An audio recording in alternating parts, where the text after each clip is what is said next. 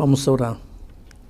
Pai querido, mais uma vez suplicamos a Tua presença, a Tua direção e a iluminação do Teu Santo Espírito. Ajuda-nos a entender a Tua palavra, em nome de Jesus. Amém. Amém. Vamos a estudar hoje um assunto um tanto quanto desconhecido pelo mundo cristão, porque se você pergunta a qualquer cristão lá na rua se existe um santuário nos céus, vai abrir os olhos com admiração e perguntar: o quê? Santuário lá nos céus? Porque todo mundo sabe que Israel nesta terra tinha um santuário, mas que existisse um santuário lá nos céus vai parecer novidade para muita gente. No entanto, quero ler Hebreus 9, 23, para mostrar que a Bíblia é contundente ao afirmar que existe um santuário lá nos céus. Diz assim: era necessário, portanto, que as figuras das coisas que se acham nos céus, versículo 24, porque Cristo não entrou em santuário feito por mãos, figura do verdadeiro, porém no mesmo céu, para comparecer agora por nós diante de Deus. Cristo não entrou em santuário feito de mãos. O santuário de Israel nesta terra foi um santuário feito por mãos humanas.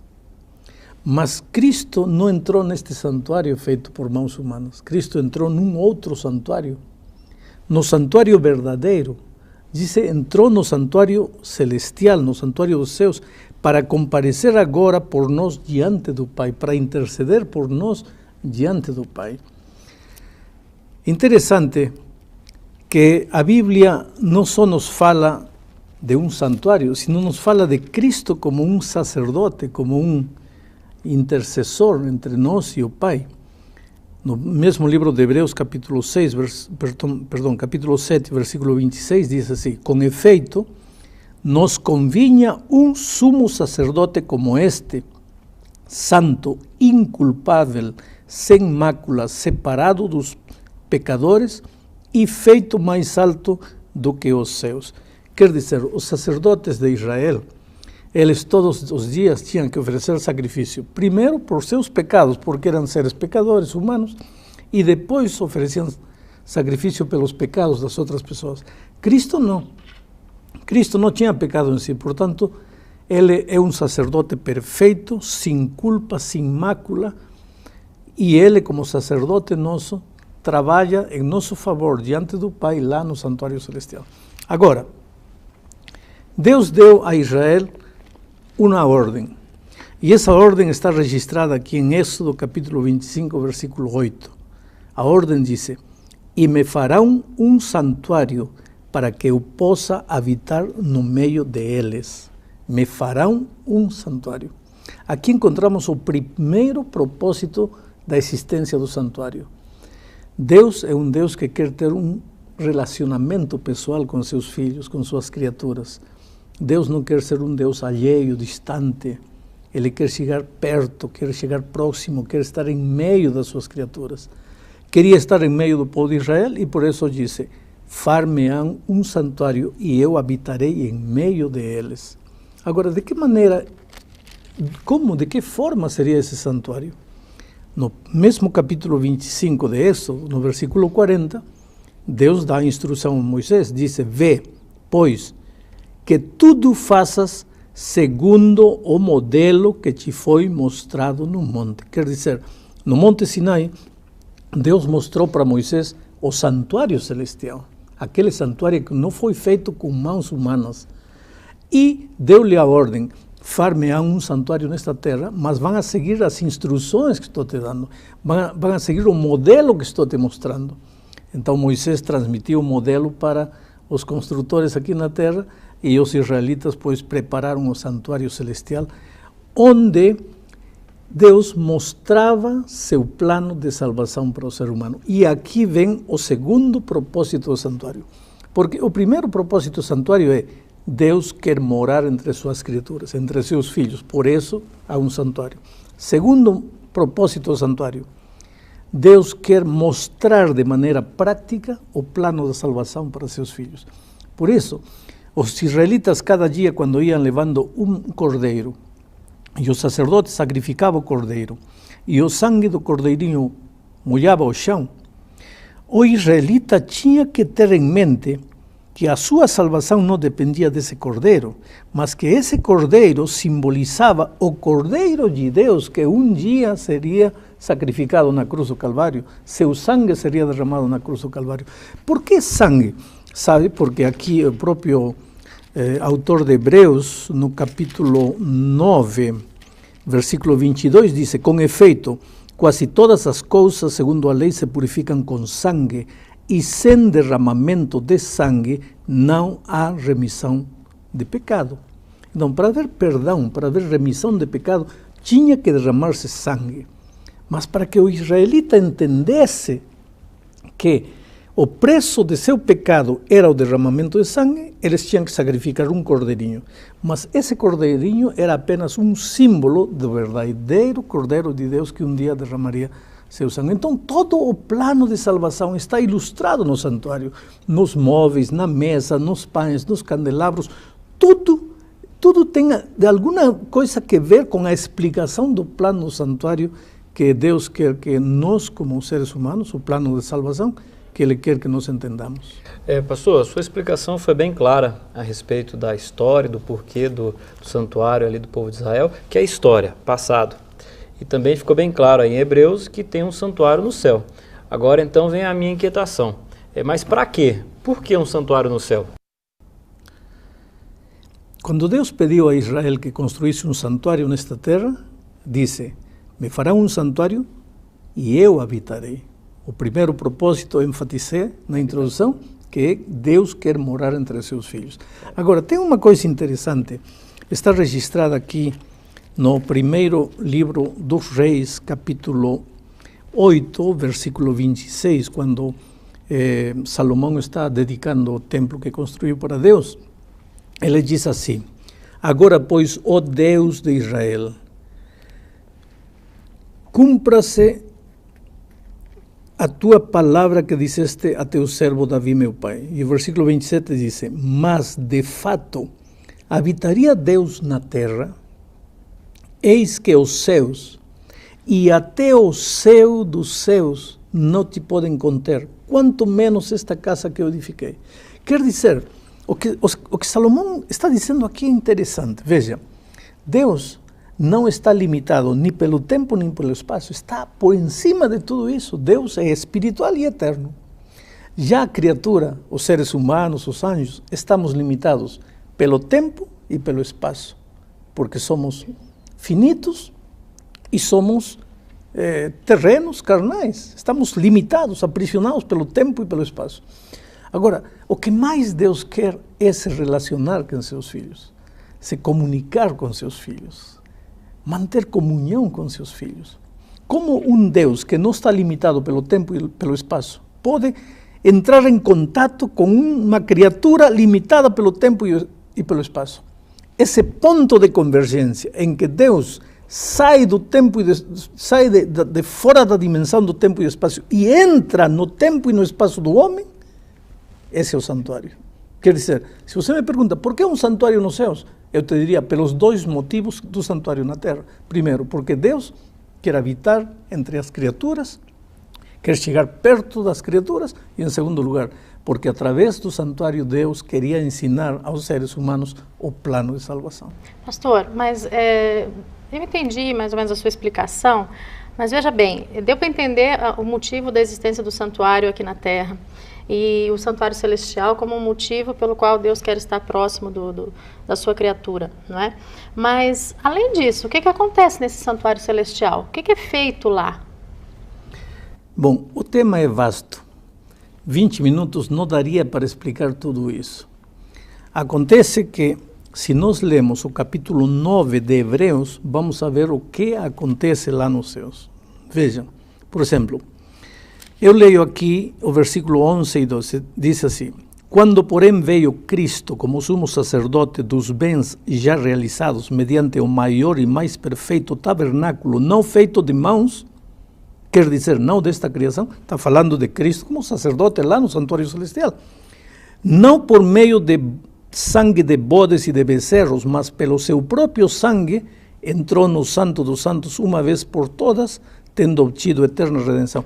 Quer dizer, nesta terra, o sacerdote, todos os dias, com sangue de cordeiros, com sangue de animais, quando o israelita ia, confessava seus pecados eram transferidos a esse cordeirinho, que era símbolo de Cristo. Cristo é o que paga o preço dos nossos pecados. O sangue era derramado, depois o sacerdote aspergia esse sangue no lugar santíssimo. E uma vez por ano, como veremos no tema do estudo do juízo, o sumo sacerdote entrava no lugar santíssimo para purificar o lugar santíssimo. Bom, tudo isso é reflexo do que acontece nos céus. Quando nós perdoamos, quando nós confessamos nossos pecados a Deus, Ele nos perdoa. Porém, nossos pecados estão nos registros celestiais. E assim como o sumo sacerdote entrava uma vez por ano para purificar o lugar santíssimo no santuário terrenal, lá nos céus, de acordo com a palavra de Deus, também o sacerdote entrará uma vez definitivamente. Nesta terra era uma vez cada ano, lá nos céus, uma única vez, para Cristo purificar o santuário celestial de todos os pecados. Mas, pastor, da humanidade. Com essa sua explicação, você me faz questionar mais uma vez a necessidade da existência do santuário celestial, né? Porque se ele existe também como um arquivo, um registro, né, dos nossos pecados, enfim, Deus não é onipotente, onisciente, onipresente, Ele não sabe todas as coisas, não é? Para que esse registro dos nossos pecados no céu? O problema de Deus é que como fazer entender à criatura finita as coisas infinitas? Claro que Deus tem memória, Deus tem uma mente prodigiosa, Deus lembra cada pecado, a que hora, com quem, quando, lembra tudo. Exatamente. Só que o ser humano com sua mente finita, ele precisa saber que há um registro. No livro de Daniel encontramos que se abrem os livros para começar o julgamento. Quando você pensa em livros, aí imediatamente pensa, há um registro. O que Deus quer é que você saiba que seus pecados não foram esquecidos, foram perdoados, mas o registro de seus pecados existem. É isso. Não que Deus precise de livros, de papel, ou de couro, ou de madeira para anotar, porque vai esquecer. Não. Deus está querendo explicar, está querendo adaptar sua sabedoria humana, sua sabedoria divina, seus conceitos divinos, à compreensão frágil, pequena do ser humano. Pastor, vamos ver se eu estou entendendo. Quando o senhor fala em purificar, significa então que está sujo. Tem uma palavra. O que é que suja o santuário? O que suja a vida? O pecado. O pecado. Por que o lugar santíssimo no santuário celestial está sujo? Porque os pecados do ser humano foram transferidos para aí. No momento em que você confessa seu pecado, você está perdoado. Mas o teu pecado está registrado nos céus. E quando Cristo vai aos céus, e Ele agora é teu advogado, teu intercessor, Ele intercede por você diante do Pai e diz assim: Pai, o mar pecou, o mar fez isto, o mar fez aquilo, está registrado aqui, está tudo escrito. Ele merece morrer, mas Ele crê em mim. E porque Ele crê em mim agora, tudo isto fica perdoado. Porque eu morri por Ele e Ele aceitou meu sacrifício. Tá bom, mas a Bíblia não fala alguma coisa na relação de, bom, eu peço perdão dos meus pecados são jogados no fundo do mar, como se fosse assim, esqueceu, acabou, e de repente meu pecado está lá no céu. Então, não parece contraditório essa... Não, porque a tua missão termina aqui na terra, a missão de Cristo está lá nos céus. A tua missão aqui, teu trabalho é reconhecer que você é um pecador, arrepender-se e pedir perdão. Agora, deixa o trabalho de Deus lá no céu. Por que você vai querer fazer o trabalho de Deus lá? Você não pode interceder por você lá. Quem tem que interceder por você lá é Cristo. Você aqui tem que reconhecer, tem que pedir perdão e ter a certeza de que Cristo te perdoou porque morreu na cruz. Cristo já fez tudo por você na cruz do Calvário. Mas agora você precisa aceitar esse sacrifício de Cristo. Aqui em 2 aos Coríntios, capítulo 5, versículos 19 e 20, há um texto interessante, diz, a saber que Deus estava em Cristo reconciliando consigo o mundo. Deus em Cristo reconciliando consigo o mundo. Deus se reconcilia com o mundo. Mas agora no versículo 20, na última parte, diz, em nome de Cristo, pois rogamos que vos reconcilieis com Deus. Há duas coisas. Cristo já fez tudo para reconciliar Deus contigo. Agora você precisa reconciliar-se com Deus. E isso você faz através da confissão, do reconhecimento, do arrependimento, da confissão de seus pecados, e Deus então te perdoa. Porém, esse trabalho de intercessão em teu favor, esse trabalho de apresentação de teu nome a Deus, dizendo que você aceitou reconciliar-se com Ele, esse trabalho é feito por Cristo, Pastor, lá no Santuário Celestial. Pastor, uma dúvida que agora o senhor me levantou. É o seguinte, o senhor está o tempo todo afirmando que Cristo é o nosso intercessor, então lá temos que confessar os pecados e Cristo está intercedendo por mim diante do Pai. Isso significa que eu não preciso confessar os meus pecados para ninguém aqui na Terra? Não, aqui na Terra precisa confessar os seus pecados a Deus, não a um ser humano. Nenhum ser humano tem Pastor, capacidade... um padre, um líder religioso? Absolutamente. Nenhum ser humano tem capacidade de perdoar você, porque nenhum ser humano é isento de pecado. A Bíblia diz que todos pecamos e estamos destituídos da graça de Deus, da glória de Deus. Não há pecador nem sequer um, não há justo nem sequer um. Todos nascemos em pecado fomos concebidos. Portanto, como eu posso te perdoar, ou posso te liberar dos teus pecados? Você tem que confessar a Deus, é Ele que te perdoa. E é Jesus que intercede por você lá no reino dos céus. Paulo, escrevendo a Timóteo, disse que só temos um intercessor entre Deus e os homens, e é Jesus Cristo, homem, não nenhum ser humano. Agora, pastor, eu confesso meus pecados, né, e Jesus está intercedendo por mim. E agora o meu pecado maculou o santuário, ele está sujo. E quando que esse santuário do céu, então, ele será purificado? Esse é o tema que vamos estudar na lição, quando estudemos o tema do juízo. Assim como o sacerdote nesta terra entrava uma vez por ano para purificar o lugar santíssimo do santuário desta terra, levando sangue de animais, é necessário que lá nos céus, uma única vez, o Senhor Jesus Cristo entre no santuário para purificar o santuário. Aqui está escrito, eu vou te ler isso, veja. É necessário, portanto, que as figuras das coisas que se acham nos céus se purificassem. É decir, quem disse que tem que se purificar lá nos céus? Não sou eu. É a Bíblia. Diz, era necessário, portanto, que as figuras das coisas que se acham nos céus se purificassem com tais sacrifícios. Mas as próprias coisas celestiais devem ser purificadas com sacrifício a eles superiores. Que sacrifício? O sangue maravilhoso de Cristo. Diz assim, nem ainda, diz o versículo 26, ora, neste caso seria necessário que Jesus tivesse sofrido muitas vezes desde a fundação do mundo. Agora, porém, ao se cumprirem os tempos, se manifestou uma única vez por todas para aniquilar pelo sacrifício de si mesmo o pecado de todos nós. Está claro que Cristo entrará no santuário celestial para interceder definitivamente por nós e apagar nossos pecados. Pastor, mais uma dúvida, com relação a hoje, o dia de hoje, né?